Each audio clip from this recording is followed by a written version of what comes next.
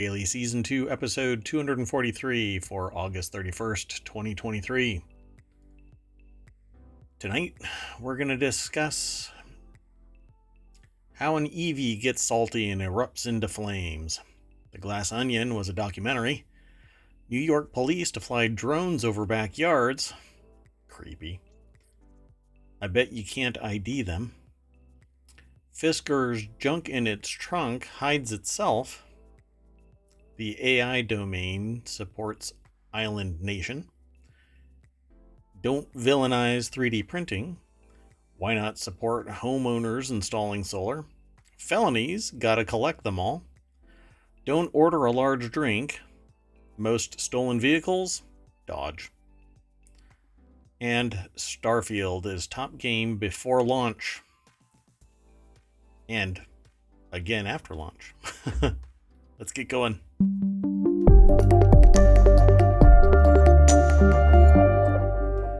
Hello again. Welcome to ohmTown. I'm Mayor Watt. That is ohmTown.com, and up there is the AI from on high that keeps tabs of me and tries to make things run. Try is the operative word. I didn't change your colors. Oh. That's okay. I like that color. All right. Good evening, ohmTown citizens. Hello. Okay. Hey, so today is is kind of a busy day because I've been working all day in ohmTown and outside of ohmTown, and now we're doing the show, and then immediately after the show, I'm going to be playing Starfield. I've already got it downloaded, ready to go.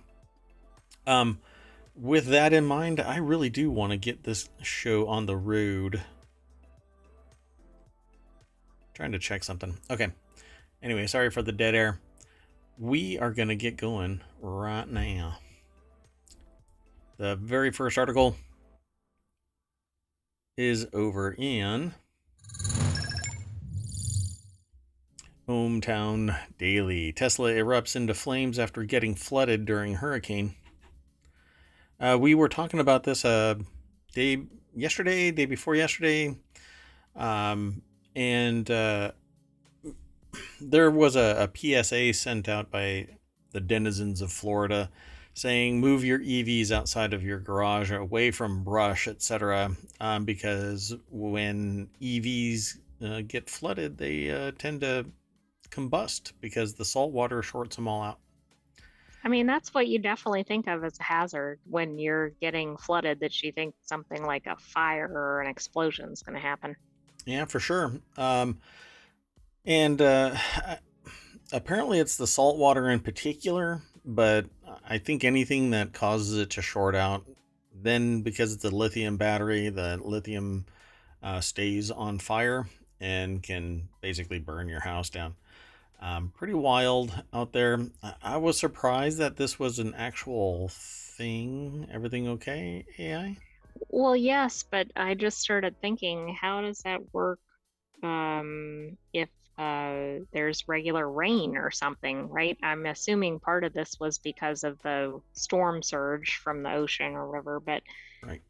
I mean, if you're getting a heavy rainstorm or thunderstorm, apparently because they're not hermetically sealed, the contacts from every angle and under sustained onslaught of salt water, they eventually allow for the contact between the poles of the battery or batteries and their segments. Then it shorts out, catches on fire because it overheats, and off you go. Matthew Impelli is the author over at Newsweek.com.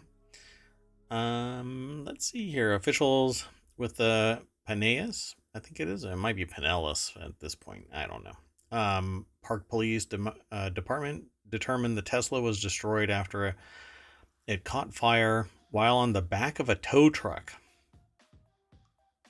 Wow, that's interesting. That's like a double whammy.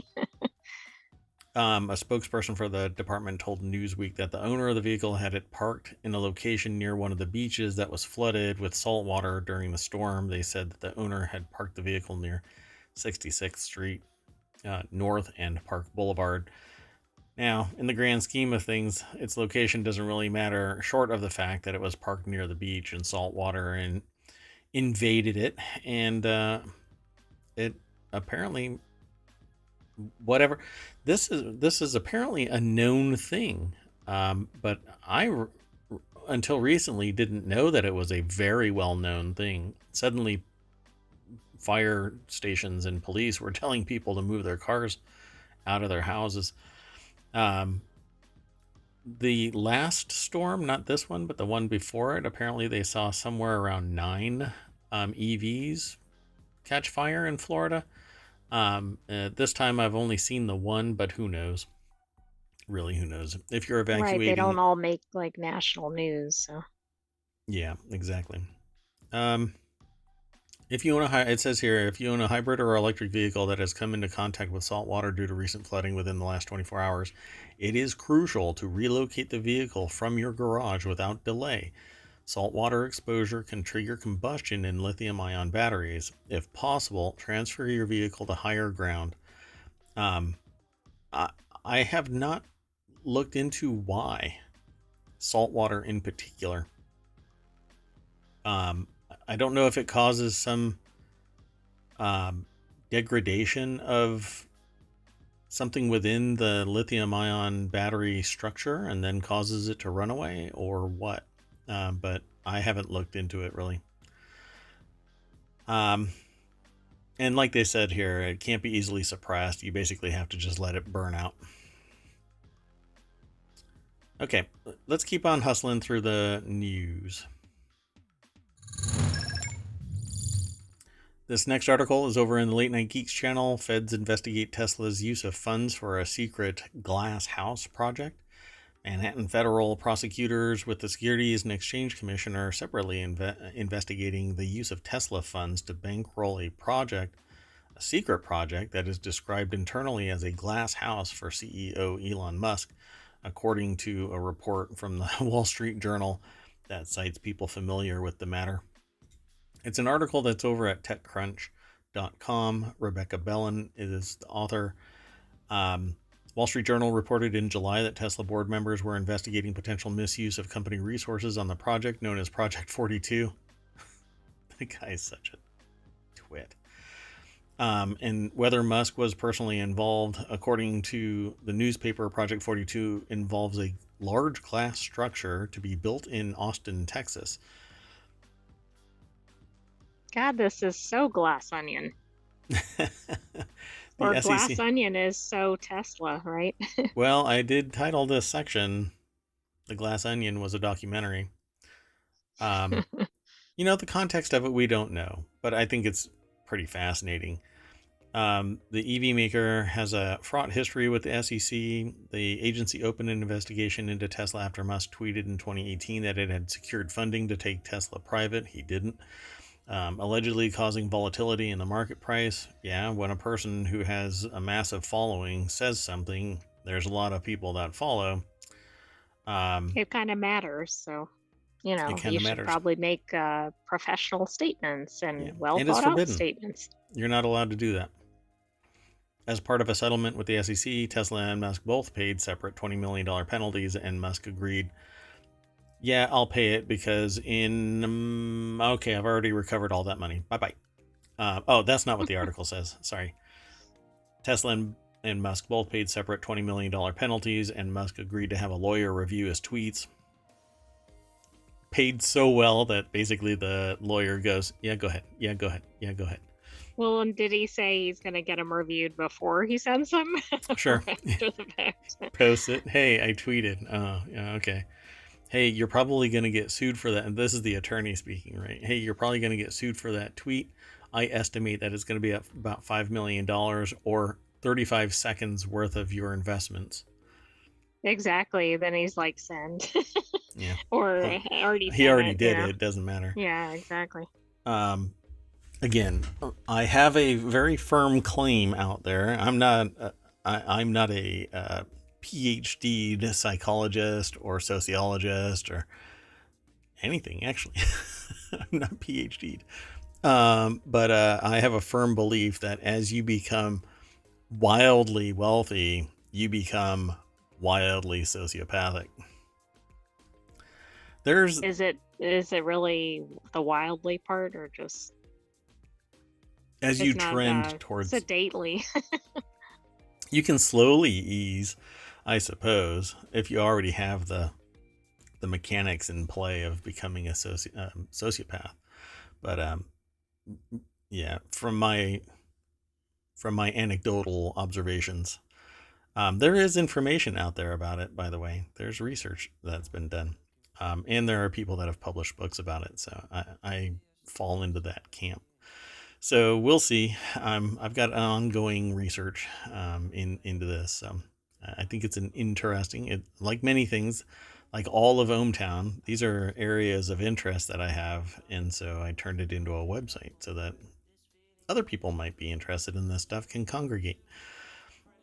In August, the SEC said investors who suffered financial losses as a result of the tweet way back in 2018 might soon receive a payout from a $42.3 million fund established as part of the securities fraud settlement.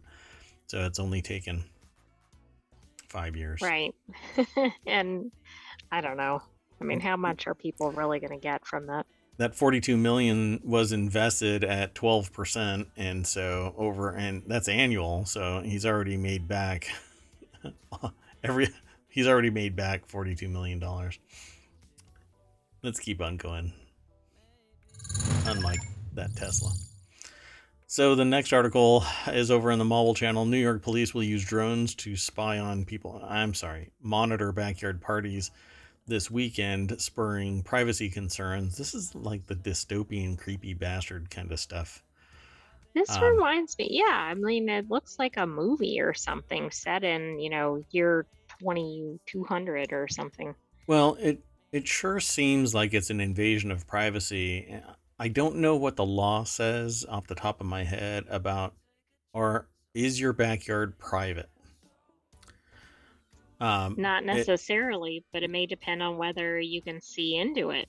It's not a public venue. It's not open to the public. Even if you have 50 or 500 friends, it's not open to the public. So is this a constitutional breach to have what amounts to the state monitoring people in real time? Oh, quite possibly. I mean, it would make a very interesting case. Right? It takes an investigative order to go parsing through surveillance video. You have to have a request. Hey, I'm putting in a request for you to go through state evidence or potential state evidence of Yeah. surveillance camera. We're Well, actively and it's all investigating. about what's visible too. So it's not as easy as just saying yes or no. So, I mean, I'm thinking about somebody whose backyard is visible from a sidewalk or something is going to Okay, be so possibly a different situation than somebody who lives out in the woods or whatever and nobody can see into their property. yeah, but then we're not talking about somebody on the sidewalk, are we? Okay, so the police can go and run the drone on the public sidewalk. It can't go 500 feet up in the air and spy down into my backyard. It just seems Oh, it incredibly absolutely seems like invasive. a problem. I'm just saying, I think it'll come down to visibility will be part of the, but it absolutely, like, nobody thinks somebody's going to go up in the air and look down on somebody's property, right? Yeah, and again, from experience, I've waved at drones that have flown over uh, the. Well, you might have been part of the New York police, even though you're not in New York. I'm in ohmTown, and let's just say that I've said hi in colorful ways to people flying their drones and hovering them over the mayor's mansion. So this article is over at Quartz or QZ.com. The author is Jake Offenarts, and they're an AP writer, but it was published over there. It's from New York. It says those attending outdoor parties or barbecues in New York City this weekend may notice an uninvited guest looming over their festivities, a police surveillance drone. So they're going to be doing this over the Labor Day weekend. And society basically needs to clap back about this. Because if you Oh, tolerate it, it's absolutely. going to be impossible to claw back. Once the Right, and invasion, all it takes is like one, okay, there's a law that says you can do it or something, yeah, then it's just going to expand. And I mean, there's the privacy question, which I think is the most important one. But then also, what's going to happen, right? A drone's going to go over if there's a lot of people, they're going to spot something happening, maybe a fugitive or an right, illegal action or whatever. And then it's going to get even further right. But why isn't invasive, this? muddied, etc. Yeah. So without, hello, Crazy Cat Lady. Welcome to the show. Crazy Cat Lady says, "I'm sorry, but no." Um, and I agree. The thing about this is fruit of the poisonous tree. Without a court order, they can't surveil anybody's private property. Well, they can surveil it if they have a court order, right? Well, they It's not certainly a can't surveil inside somebody's house. The right. yard is an interesting question. Sure. I mean, if you're throwing a party up on a hill for all to see, then I understand it. But you know, I don't know. Where I'm wearing my gold thong in the backyard and I'm sunbathing, for crying out loud. Is it okay for a surveillance drone from the state to fly over and record me in perpetuity, and then it's recorded, and then there's some other numbnuts that has access to it, and it ends up somewhere, and then it's incumbent on me to go and prosecute this in court as an invasion. This may not have even been tested. I mean, drones haven't been around for a long period of time. Now, I'm sure it has been tested somewhere, but I don't know. I mean, have we seen any cases about this? I don't think we've seen any in ohmTown. Kaz Daughtry, the assistant NYPD commissioner, said at a press conference, "If a caller states there's a large crowd, a large party in a backyard, we're going to be utilizing our assets to go up and check on the party." My God, this is worse than Big Brother. This is mom and dad, hover parent of the state. This is amazing, amazing. So Crazy Cat Lady says that they pay rent and taxes to do what I please on my property within reason. Yeah, exactly. So now you can't have a kid's birthday party because somebody. That's right, Crazy Cat Lady. You've got it all down. You're not allowed to be in your backyard because if somebody says that there's a large crowd of people and you live in New York City, they're going to send somebody to go and surveil your property from the air. It's ridiculous. Absolutely I mean, it ridiculous. seems very invasive. Seems unconstitutional, but I'm sure that they're going to piss off the wrong person and end up in court because all the rest of the people they don't have the financial resources or the political might to clap back Right. about this But you're without. absolutely right. What if they go after somebody like an Elon Musk or whatever, just somebody with a lot of resources? But then you'll get disparate treatment. He'll be able to sit there and do whatever he wants. Right, but I'm saying if that happens, I don't mean Elon Musk, but I just mean somebody who's wealthy. Um, I mean, they'll bring it to court if that Yeah. happens. But anyway, See, like I have civil responses. If somebody flies over my property with a drone, records something from on high and posts it online, then I have the ability to seek recompense for invasion of privacy, or if something happens that ends up being slanderous or libelous because somebody and it negatively impacts my reputation, my business, my life, whatever, or it draws unwanted attention to my property, right? If somebody posts this as revenge, whatever, right?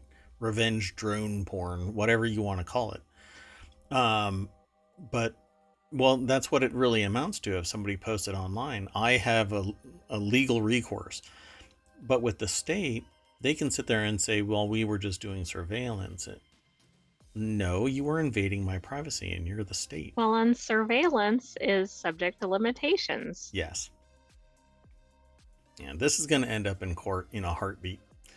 I mean, I think it already is, right? Like the article's out here. I feel like somebody's already sued today.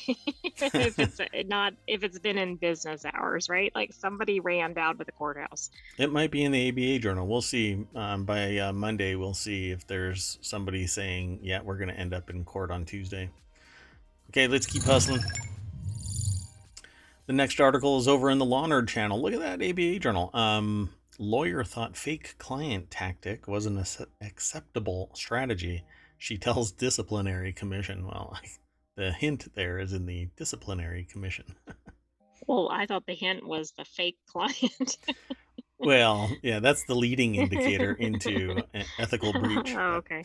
So the snippet says a North Carolina lawyer told the disciplinary commission that she thought that substituting a litigant for her criminal client during an arraignment was an acceptable tactic.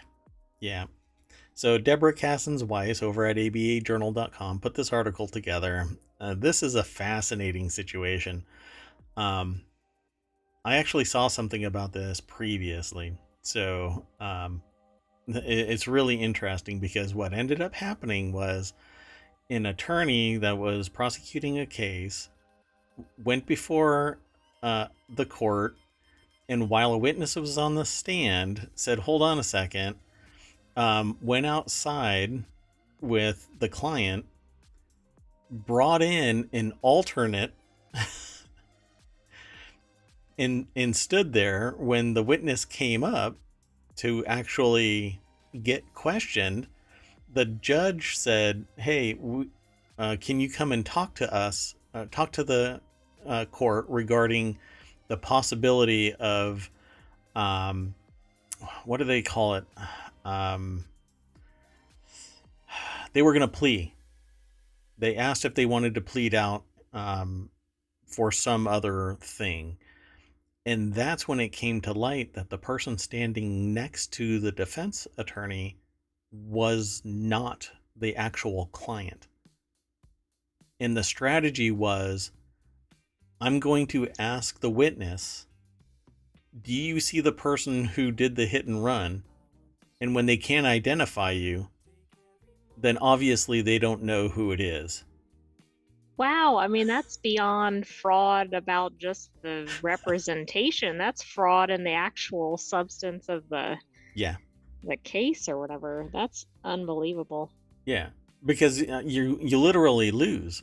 Like if the person is so dense that they go, well, yeah, right there, standing next to you is the person that did the hit and run, then obviously they're going to lose the case. But you're supposed to be able to confront the person that caused you the harm. That's what the court is all about, seeking justice and making the person whole. And one of those mechanisms is facing your accuser and facing the one that harmed you. So, well, and of course, the attorney has to be truthful in front of the court, which obviously not even close to that. Yeah, operating in good faith. Yeah. So it came to light during this plea negotiation sidebar, and that landed this attorney. And so, just to be clear, it's lawyer Nicole T. Fair of Sanford, North Carolina, made an assertion in her August 28th response to a disciplinary complaint, according to Law 360. Fair was representing a client in an alleged hit-and-run accident in Lee County, North Carolina, during the June 2022 hearing, according to the June 30th, 2023 complaint by the North Carolina Bar Disciplinary Hearing Commission. So the victim was required to identify the defendant. But they couldn't because the defendant wasn't really there. So right, it wasn't even possible to do that. Right. So when the judge asked Fair and her client to approach the bench to discuss a possible plea agreement, Fair left the fake client at the defense table, the commission alleged. Fair said she didn't want to discuss a plea because she didn't think the witnesses could identify her client according to the complaint. So a lunch recess was called. As it began, the prosecutor and judge discovered that the litigant may not have been the criminal defendant. And when the judge inquired, Fair said to her in her response, she disclosed the tactic, that she swapped them out. This So, one is really incredible. yeah. So what's weird though is if the defense was identified at some point as being the person that did the hit and run, when the witness says, "No, I can't see the person that did the hit and run," does that actually affirm that the other person? No, you would have to bring the other person oh, in and right. go, "Is this the person?" You basically redo a lineup. But that's what a photo book is for. That's what a lineup is for. It doesn't. Well, and it's what it makes you wonder if the witness didn't say something like that's not the person I identified, or like you'd Yeah, think there'd be some previously. Yeah. elaboration there. I don't know. Yeah. This is. But I've never also, seen why this didn't the done. prosecutor, like, there's so Yeah. many things that don't make sense about this. How Yeah. did anybody not identify this before this occurred? I've no idea. I don't know how it could get that far. The moment that somebody else was sitting on that side, I, Right. if I Why didn't was they the look over and attorney, go, that's not the client? right? Why is somebody other than the client or the defense team sitting here? Yeah, because you don't even have consultants sitting at the table. They're behind. They're in the gallery. So anyway, really fascinating. And I don't know what the end result of this is. She's requesting dismissal of the ethics complaint or discipline that allows her to continue practicing law. Good luck with that. Yeah, you just found you were basically you're in an ethics hearing. This is a little deeper than just a hey. I came late to the hearing, which she was Right. too. By the way, she lied about coming late to the hearing, 2 hours late. Pretty interesting news day. Let's keep on going. The next article is over on ohmTown Daily. The Fisker Pear's disappearing trunk is a nifty magic trick. If you've never heard of Fisker, Fisker is a car designer. It actually went into bankruptcy and then recovered and has been launching a few, actually. I think there's a few pretty sexy looking cars. I'm telling you, I really like Fisker. I've always liked Fisker. They were one of the first cars to have solar panels in the roof. They have really nice designs. Fisker released new images of its optimistically priced Pear electric crossover, including footage of its so-called Houdini trunk in action. And as far as automotive gimmicks go, this one's pretty good. So I'm going to cut to the chase and just show you this. This is over at The Verge. Andrew J. Hawkins is the author.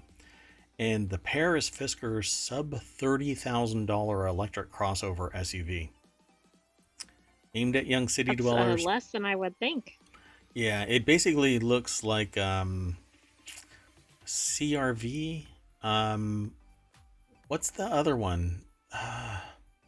Doggone it. The one that always the people that I talked to, it always ended up blowing out its turbo. I can't remember it right now. Anyway, it looks like it's a really good looking car. I don't like the idea of it being called a Pear, but okay, whatever. It's just a name. I'll debadge it. It's not a Um, pear shape. I can't tell from the view. yeah, I don't know. So what's really neat about this thing is that the trunk kind of folds down into the body. Either I mean, I guess that would be handy if you were loading it up. yeah, I suppose. Um, it's still, I mean, for you to be safe, it has to go back up. Well, that's true, and you don't want it to fall down if you get hit or something. Yeah, that mechanism just kind of give up and it just drops down. All your stuff falls out of your trunk. And you know Well, I was what? thinking more like the car goes into your car than your groceries falling out or whatever. Yeah, exactly. They end up, all your junk falls out of your trunk. And you I don't hate when want that that. happens. I hate when my junk falls out of my trunk. Usually I get a wellness check when that happens. Um, I don't know. I dig it. I really like the car's styling. So let's see. There's a couple more pictures of it. There you go. Yeah, I dig it. I don't know how much of this is a render and how much is real life, but because the prototype is one thing, it actually being mass produced is another. And at $30,000, there's just no way that this thing, it has to hit certain metrics. Otherwise, it's not going to be priced at $30,000. It just can't. Or it'll be a flash in the pan and just kind of flame out altogether. I've seen other technology like this. There was a car back in like the 20s that the doors would drop down into the body, but it was this really thick car raised up above it. You had to climb into it. You had to bring like a little step stool because the doors were so thick and the body was so high, so that the doors could drop down straight into the body. It was a nightmare of a vehicle. And You had to didn't like catapult into the vehicle to get in. exactly. But this has the same kind of stance. Like when you look at here, let me scroll back to this picture right there. See how thick, and those in the podcast, I'm using my mouse to show an area where it's really high off the floor, right? And so down here is the road, and then way up here is the upper deck of the trunk. And that's so that it has enough space to drop down and kind of curve back into the thing. Because this door can't just drop straight down, or it might actually, it might drop straight down and not have any other, angle or anything, and then just slide straight back up. But it needs all of this space down inside the body so that it can just drop down. So you have this tiny little trunk. You better hope that whatever you put in there doesn't extend beyond it, because when it starts to close, it's going to lift up everything that it's just dump it Yeah, I into the didn't even back think seat. about that issue. Yeah. Sometimes, because you can close a hatchback or a trunk, right? And it'll just kind of squeeze things in. But this Right. thing is just going to vault it into the back seat. You want Okay, some... so don't put your pets in the back in this car. Fling, flying Go. dogs or cats. You're going to have all your chips. Your eggs are going to be in the back seat. Oh no, you're gonna like make scrambled eggs, or you're gonna make tortilla chips out of tortilla, whatever. Oh, yeah, there you go. Wow. So it's going to have all kinds of beeps and whistles, but it's still an EV, so you can't get it wet. Well, not Florida hurricane wet. Let's keep going before I get in trouble. The AI is already side-eyeing me in a digital footprint. The next article is over in ohmTown Daily. Did I throw that last article monitoring the weekend? I didn't throw the attorney one either. You know what? I'm going to redo that transition. Let me throw the articles into the chat so that I'm not a big dummy. Okay, so now we're going to do that transition.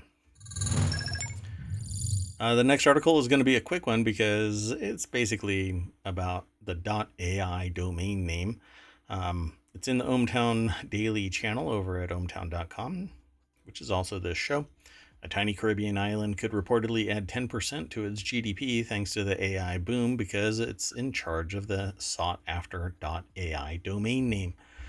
So if you're not familiar with this, each country has its own top-level domain and a GTLD, generic top-level domain. Most people are familiar with .com, .net, .org. Some people know about .gov, but there's a bunch of hundreds of others. There was a .com boom that led to everybody really, really wanting .coms. And so the Internet Corporation for Assigned Names and Numbers kind of blew it up by expanding the number of domain names. So where is it? Anguilla, right? Is a tiny British overseas territory with a population of around 16,000, but it's also in charge of the .ai domain name. A software developer who manages the domain told Bloomberg that it generates 30 million this year. Let's go over to businessinsider.com. Pete Sim, I think is their name. It might be Sime. I don't know. They're the authors of the article. Nice place.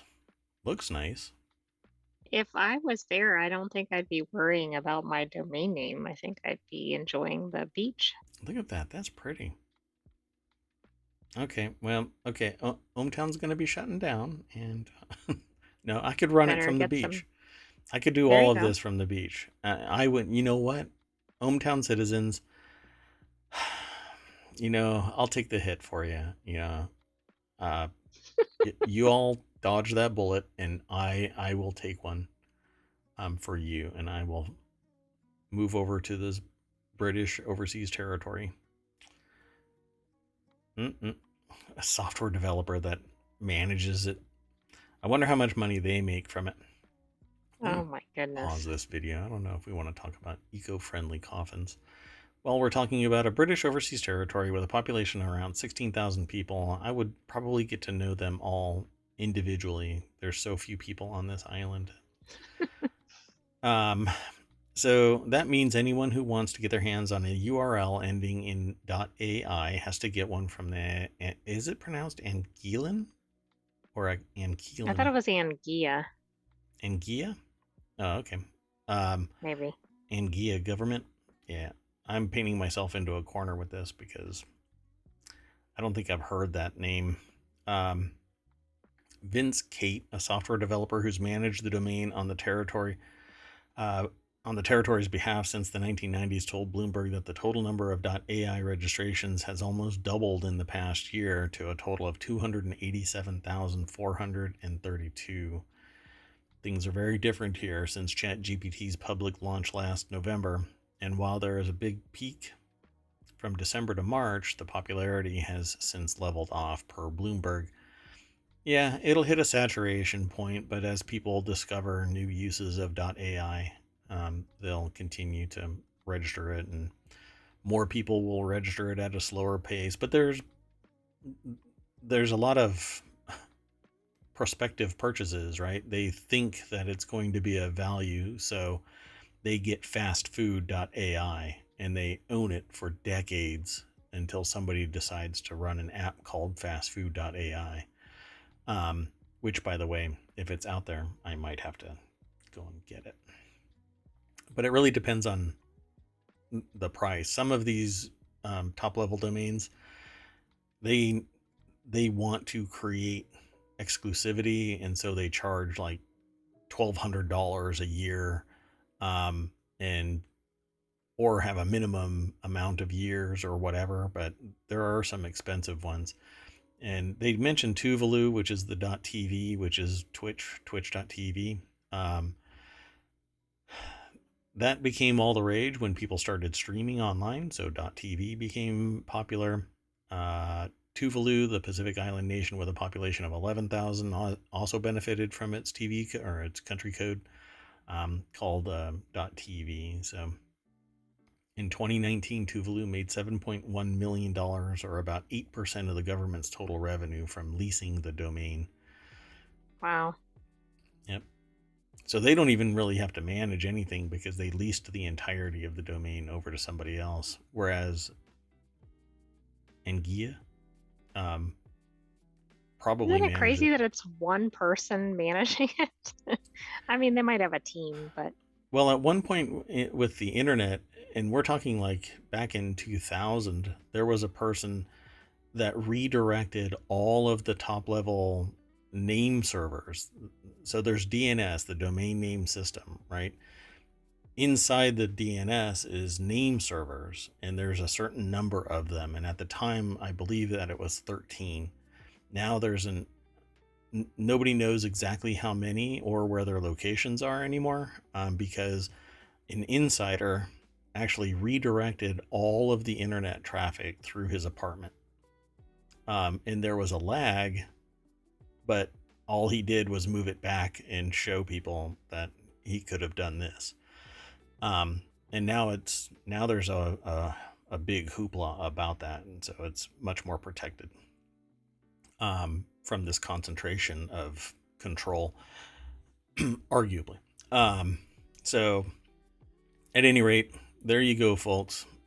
All you have to do to start making $30 million is create an offshore government and or become part of a British overseas territory, and then go viral for having a country code like .ai. I don't know. That's all. There's a bunch of them too. Like there's specialties in different types of careers, right? And so there's a domain that's associated with that, like a country code. Which I So didn't know. I actually just looked up the whole list of top level domains on, I think it's on ICANN. mhm. Um, and there's ones here that I would have never realized Yep. Yeah, like and I've never .md is encountered. doctor. Yeah. There's a bunch. There's really, and I can't even go into how many. Maybe like 300 nowadays. There's quite a bit. Okay, let's keep on going. Come on. There we go. The next article is over in Constructagon. This article is Marysville mail thefts highlight the limitations of current measures, not just the dangers of 3D printing. I say don't villainize 3D printing. But that's kind of what this article steps into. It's over at 3dprint.com, which bills itself as the voice of 3D printing. Vanessa Listek is the author of this article, and it basically talks about the fact that somebody stole keys, master keys from a USPS office, and then cloned the keys with a 3D printer, and then went about opening mailboxes. So the person is the problem, not the 3D printer. Yeah, the person who stole it is the problem. The lack of security that was supposed to be attributed to protecting these particular keys wasn't implemented properly. Accountability wasn't implemented properly. But tens of thousands of residents in the community are now at risk after criminals stole master keys from a local post office and used 3D printing technology to produce duplicates. As mail theft spiked alarmingly in zip codes 98270 and 98271, areas that collectively encompass more than 73,000 people, the Marysville Police Department and USPS are tackling the issue of how to offset this crime. Yeah, they're going to have to go in and change all of the locks to something that can't be tweaked by these master keys, because it's really interesting. Tumbler technology locks and whatnot can have masters and submasters that only certain people can access certain things, and then regular keys that are one-to-one, all built around how many of those designs are in place and how the tumblers are set up. It's pretty neat technology. But then all I would have to do is study or get a lockpicking gun, and I could open up any of these in a matter of seconds anyway. Now, it's instant felony and a little obvious when you're sitting there clicking away with a lockpick gun, or sitting there for 30 minutes on a stool trying to pick a lock with tools. But again, I this is a problem that could have been mitigated simply by putting those keys in a lockbox. Right? I mean, that's so simple. Think about how much, I don't Yeah, know, could have been lost or the costs, etc., that could have been avoided. there are many of an organization out there that uses an RFID key that allows them to tap on a lockbox that opens the lockbox so they can take out that key for that device, whatever it is, or a master set or whatever. But they apparently didn't do that. Well, the USPS isn't really. I won't even say anything bad because the USPS is supposed to operate within its budget, which it normally would, if not for, and have money left over, if not for the fact that it had to capitalize its entire retirement fund, which nobody does. Nobody proactively funds their entire retirement fund. They pay out from a fund who is retiring in a given year and plan, the succession planning, continuity of operations planning, etc., and have the money ready to go. But whatever. So now they're hobbled, and instead of focusing on better technology or contacting someone like me who is willing and able to go in and provide advice at a reasonable rate, they basically probably just hung it on the back of a door and said, "Don't take the master set of keys out." Well, what time is it? 9:45. The no shit news at 9:45 is somebody saw that and said, "I'm gonna leave with it." So, yeah, not much else can be said about this. These devices trap the key, preventing it from being extracted after being inserted, a measure that, according to the USPS, is currently the only course of action they can take.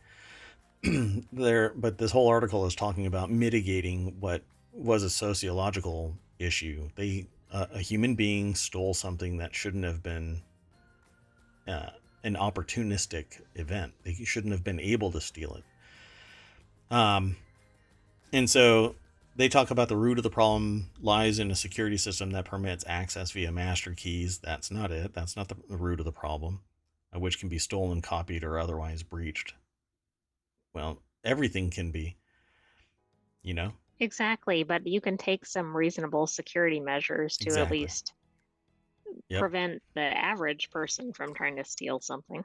And every biometric lock, everything that might use something that is not a standard key, always has to have some other way of gaining access.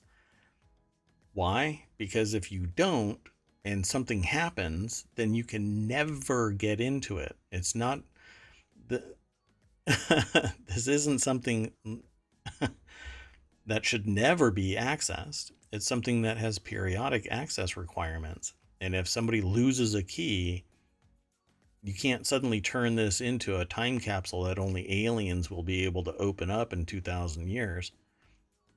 Or bees. Bees are supposed to take over from humans at some point. That's the next species. Oh, maybe that's what was happening was it New York? Yeah, the 5 million bees that fell Yes. over. Yeah, Or they made maybe the. not New York, sorry. Might have been. I'm not sure. It's in one of the other episodes.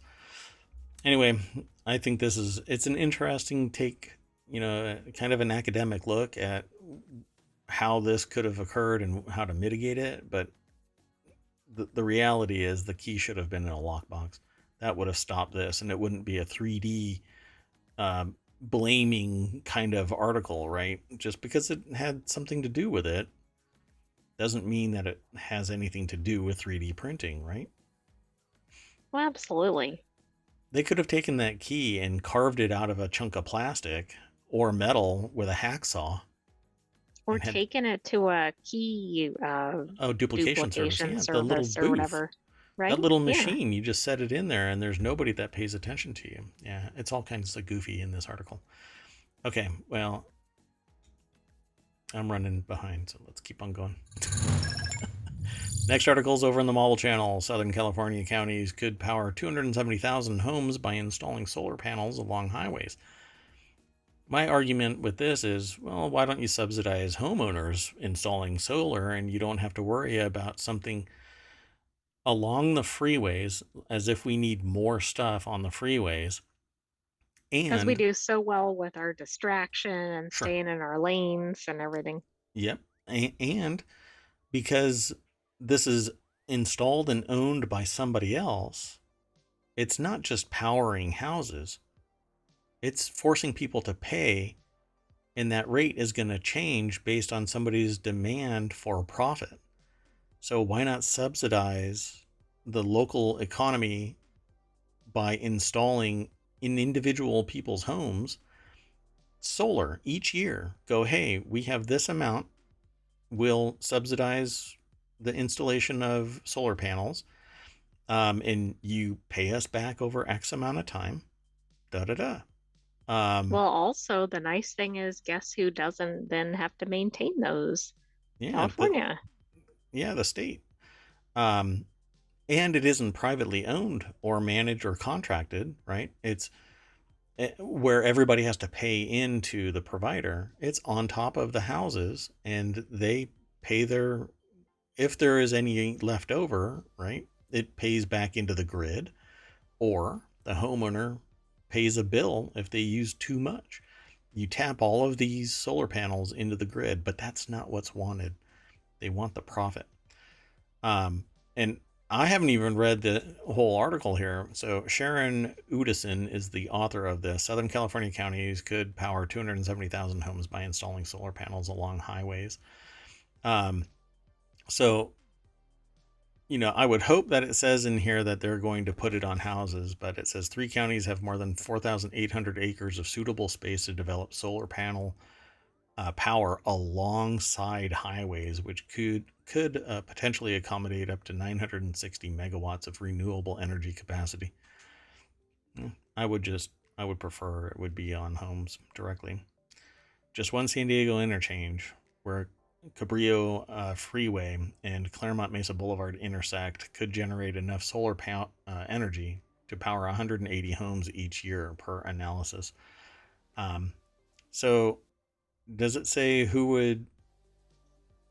Yeah, it's just say utility scale solar projects can take 6 years to complete and 13 years just to plan and build the necessary transmission lines per the analysis. They always say per the analysis.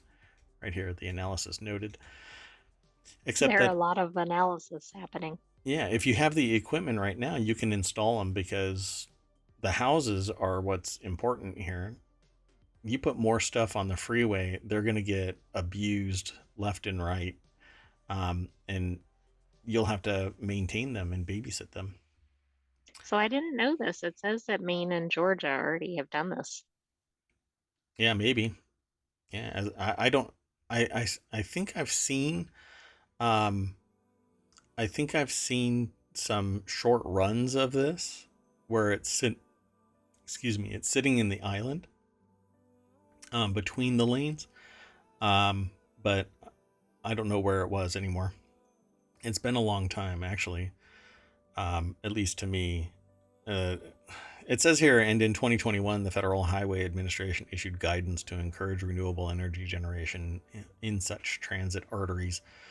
But at some point, they're going to need to expand the road or do some other construction, and they're going to have to work around the solar panels, or Or they're going replace to get them, damaged, or shut it somebody's down. going to run into them if they're on the shoulder or Yeah. whatever. Yep. And like I've been saying, all it takes is somebody shooting at them. You could fire a BB gun and one panel destroys like 20% of its efficacy because it no longer conducts electricity as one contiguous element. Anyway, let's keep on going. Did I throw? I did not throw that in there. Yeah, sorry, 1 second. Let me throw that into the chat. Okay, let's keep going. The next article is over on the Warcrafters channel. $300,000 worth of TCG cards returned as August Gen Con heist nears conclusion. Detectives, quote, in communication with suspects' attorneys. This is an ongoing thing that we've been talking about periodically.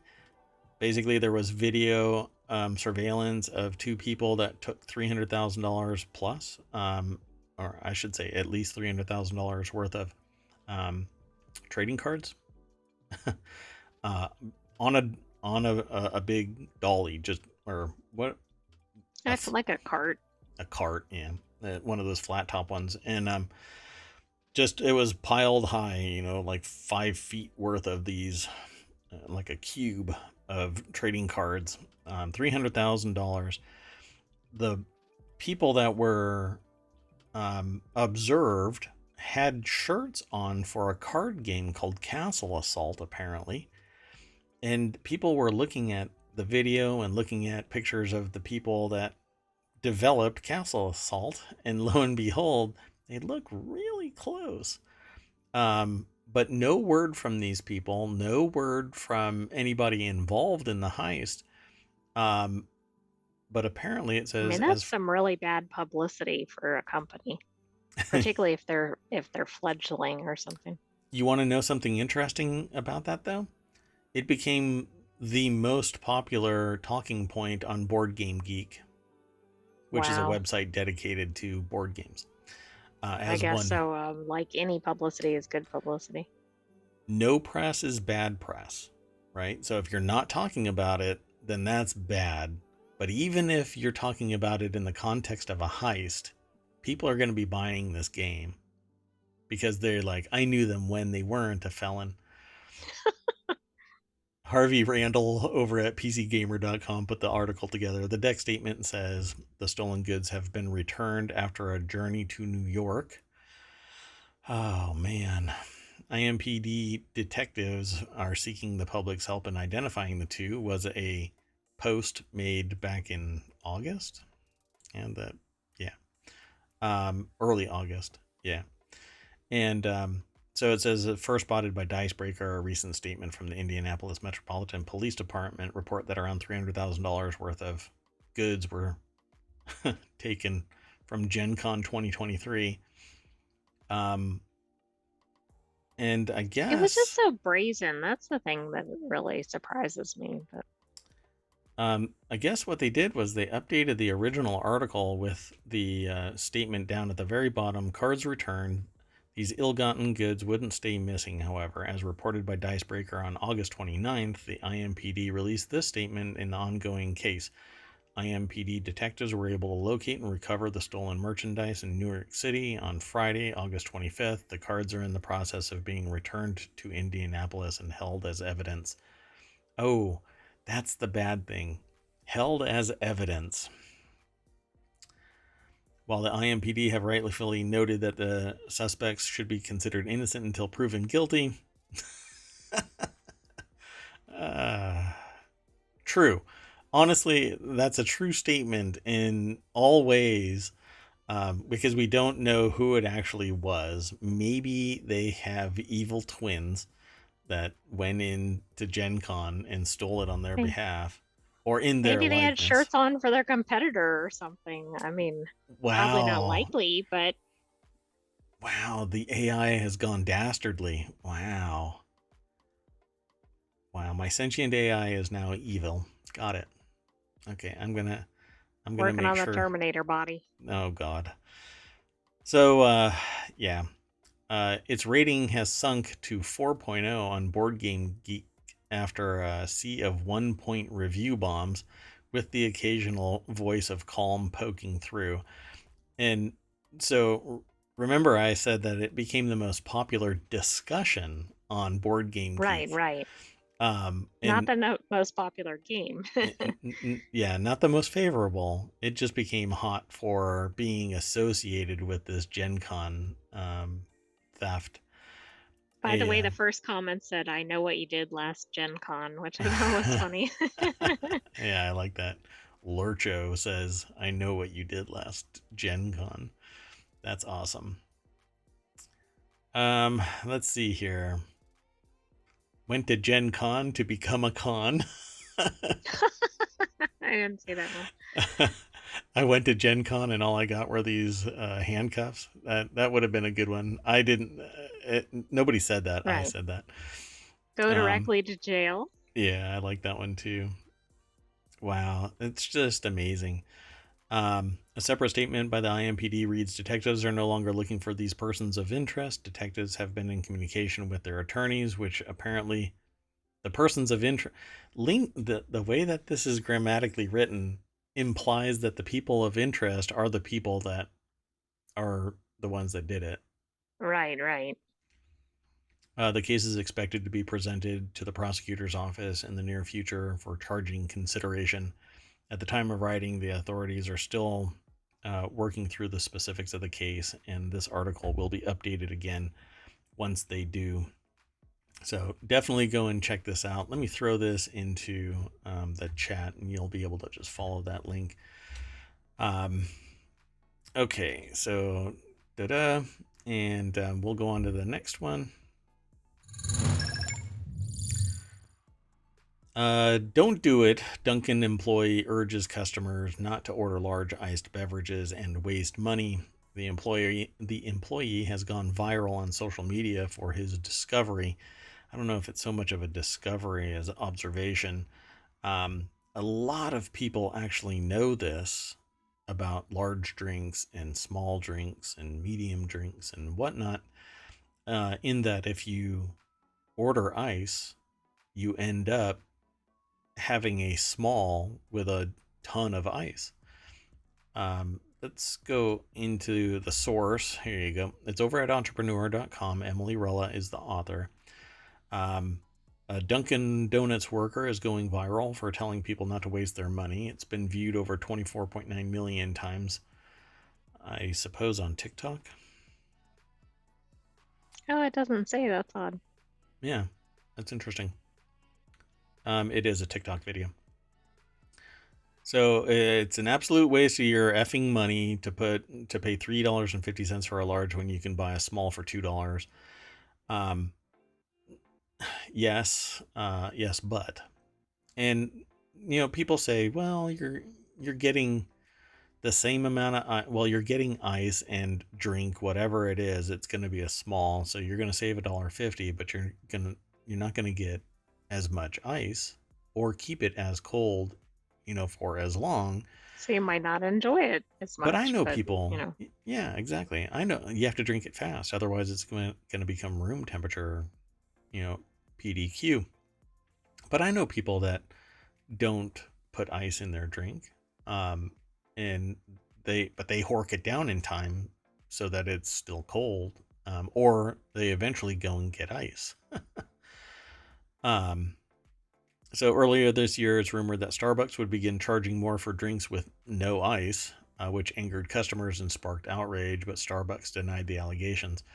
I haven't looked into that because I remember talking about that earlier this year, and I don't remember. I didn't follow up on it, so I don't know if they actually have raised their rates.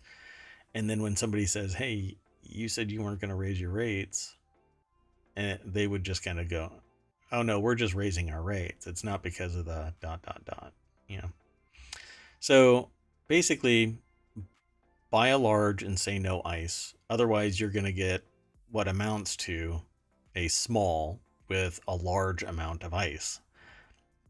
And what they say is, in a clip that's been viewed over 24.9 million times, the worker named Thomas pours a large iced beverage into a small cup but holds back the ice. And so you're getting a small in a large cup of ice. so that's a lot of money for your ice, basically. Yeah. But if you say, hey, I don't want ice, is the expectation of the company to fill your large up to the brim with liquid, or is the process ice and drink? Ice and drink. The problem for me has always been whoever it is that's making the drink, they vary on the ice depending on their motivation and speed. And sometimes they're like, I'm going to give you a little bit of ice. And sometimes they pack it so full that it's basically, Like there's no liquid. I could bring down the Titanic with my cup. Anyway, there you go, Too folks. soon. Yeah, forever. It's always too soon. Next article's over in ohmTown Daily. Most stolen vehicles list reveals U.S. thieves prefer Dodges. The Dodge models come in first, second, and fourth on the Highway Loss Data Institute's list of most stolen vehicles. That's spectacular. So Eileen Falkenberg Hull over at Newsweek.com put this article together. Theft claims for the most stolen Dodge Charger SRT Hellcat were 60 times more frequent for 2020 to 2022 models per capita, with 25 whole vehicle thefts per 1,000 insured vehicles. For comparison, the most stolen vehicle for 2017 to 2019 was the Infiniti Q60, had just 2 thefts per 1,000. Wow. Okay. So if you own a Hellcat, you better check your driveway. These numbers are unbelievable, says Senior Vice President Matt Moore of the Highway Loss Data Institute. That is amazing. Huh. So obviously there's something wrong with whatever might be in play where people are so brazen that they're going to be stealing these cars, and then they all have to be chopped up and thrown into a multitude of cars. We didn't feature it in the show, but there was an article in ohmTown where basically stolen high-end cars were found in shipping containers. I mean, they were obviously sending them somewhere else to do something with. So I, that was early last year, right? That article. it was no, it was in the last week. I mean, there might have Oh, been really? one previously. Oh, Yeah. because I think I talked about that way back. So what else was on here? So in The the Kias and the Hyundais. the Dodge Charger Hemi was the second on the list. The third, 18th, and fourth places respectively are the Infiniti Q50, 54-wheel drive. I don't know why they break it out like that, and Dodge Challenger. And then there were 4 Kias, the Sportage 4-wheel drive. There's a typo in their article. Rio and Forte. So yeah, it wasn't Hyundai. Yeah, Hyundai had some issues with their security. And They're Kia actually, did as well. Yeah. oh yeah, Kia and Hyundai both were lacking adequate security mechanisms, and they ended up in a lawsuit. So now there's 79 lawsuits in 24 district courts pertaining to Kia and Hyundai. Yeah, I guess they got to put Apple AirTags on everything. That's right. Okay, so the last article, we'll just end the show with this last article. Warcrafter channel, hours before Starfield officially launches. It's already the top game on Twitch with 350,000 viewers. This was back a few hours ago. And at 8 o'clock Eastern Time, 5 p.m. West Coast, and scattered around the world, various time zones, Starfield launched. I will be playing Starfield after this show ends. I'm going to end and go take a break for a minute, and then I'll be back, and I will be playing until the wee hours of Friday. By the way, I just looked on the main page of ohmTown Mm-hmm. and I counted quickly. Mm-hmm. Out of 50 articles, 19 were about Starfield. Well, it's because the embargo is dropped, and so everybody's talking about it. And I understand it's a pretty massive range of interests. So some people are loving it, some people are kind of poo-pooing it. That's expected. But right now, there's 372,000 people that are viewing it over on Twitch. So it already went up. Actually, it was actually 70,000 higher when this show started. It was at 445 or so thousand. And now it's dropped back down. It's understandable. Time zones rotate out and popular areas are falling off, but I think it'll be sustained for a little while. And I will be adding at least myself to it. And hey, maybe it'll get back up to 300 or 440,000 when I go live, because I'm packing the people into my gaming streams late at night on a Thursday. In ohmTown. That's okay. But anyway, the article, Starfield's pressurized doors are open for Twitch streamers a few hours before its early access release, and it's already shot up to the top of the concurrent viewer charts on the platform. Some streamers were given early access. at noon. Everybody else had to wait until 8. Um, and the what was really bad was the preload for this was yesterday, and I preloaded it, and it was about 87 gigs. And then day one patch, I had to re-download 116 gigs and reinstall it. So yeah, that was really interesting. But yeah, it says Bethesda's sci-fi RPG is currently holding on to 350,000 viewers, actually 372,000 viewers, with a peak of 500,000. I didn't witness that part, but which places it right under the just chatting category. It's actually above right now. Top streamers like Shroud, Co-Carnage, and Fuchsia already made their characters and are off completing missions and combining rooms and or combing rooms and resources. Yeah, I'm going to jump into it here. Let's go over to the source of this article, Tyler Culp.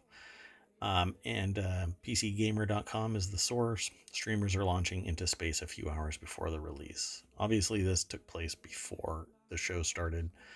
And one of the things that I already made a comment about is kind of how derpy the characters look. I don't know why it's so uncanny valley, but it's so Bethesda. So I'm gonna love playing this game, um, and I think that's it. Go and check it out. Um, yeah, we done. I think we are. All right. So see y'all in a little bit. In the meantime, let's go back to the very front of ohmTown, the main street, the front door, the what do you want to call it? I don't know, the front page. We'll mash that The logo welcome and sign. the welcome sign, the welcome to ohmTown sign. And look at all these Starfield shipbuilding guide. All kinds of articles are going to be about that. Gen Zier, who uses AI to boost their creativity and beat writer's block. That's the kind of tool that AI should be. Fisker confirms Foxconn will build its $30,000 Pear EV, but questions remain. Um, let's see. Notice you see some more Starfield popping up here. Yep. Again and again. All kinds of stuff. But there's always something, folks. So go and check out ohmTown.com. In the meantime, I am Merwat. That is ohmTown.com. And up there is the AI that's going to say bye. Good night, ohmTown citizens. Come back to watch Starfield streaming. Yep. Otherwise, we'll see you tomorrow at 9 p.m. Eastern for the ohmTown Daily. Yeah, I'll probably be back at 10:30, 10:45. Just need to take a bio break. I don't know why I included that in this. Y'all have a good night. Bye bye.